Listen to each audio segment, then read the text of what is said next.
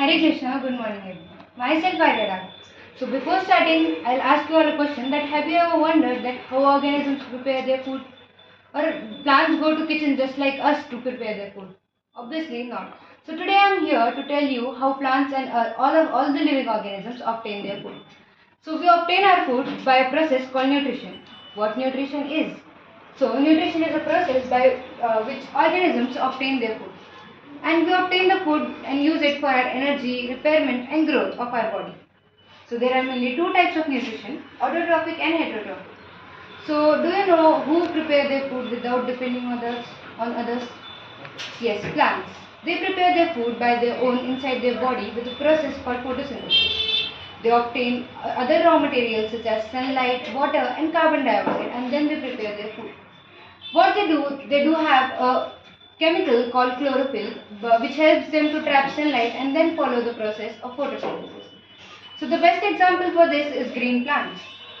Now, do humans also prepare their food inside their body just like plants do? Obviously not. So they follow the mode of heterotrophic nutrition in which the organisms depend on other for their own food or for their own requirement. We obtain the food, we eat it and then digest it inside our body and then we use it to obtain energy and follow the remaining process of nutrition. So there are three types of heterotrophic nutrition: holozoic nutrition, saprophytic and parasitic nutrition. So what is holozoic nutrition? In which the organism eat food, then they digest it inside their body and then they use it for their energy. So the best example for this is human and animals. We eat the food, we digest it inside our body and then we use it for energy. Now do you know who eats all the dead and decaying matter from the earth? Yes, fungi does the job. So fungi follow saprophytic mode of nutrition in which they live on other dead and decaying matter and then they eat and then they obtain their food. So the best example for it is mushroom. And last, the third type, parasitic nutrition. So in this, the organisms, they live on other organisms for their own food or for their own requirement.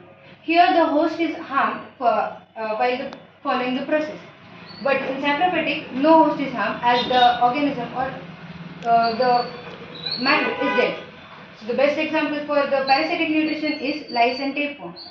At last I will say that nutrition is important for our repairment of cells, for our growth and for energy. That's all from my side. Hare Krishna. Thank you.